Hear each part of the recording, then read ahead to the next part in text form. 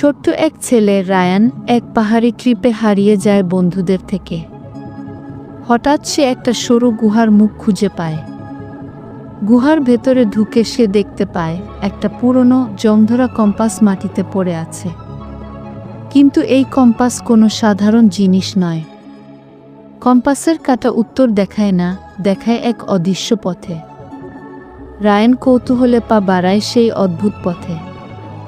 গুহার ভেতর অন্ধকার, দেয়ালে প্রাচীন ভাষায় লেখা আর অদ্ভুত প্রতিধ্বনি। যে পথ খুঁজে পায় সে হারায় নিজের সময়।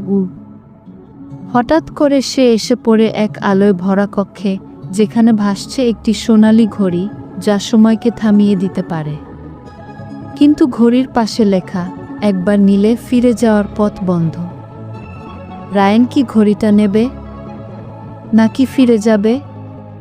পার্ট 2, ঘড়ির গোপন রহস্য আসছে খুব শীঘ্রই। পরবর্তী পার্ট দেখতে চাইলে সাবস্ক্রাইব করে বেল বাটনে চাপ দিয়ে আমাদের সাথে থাকুন।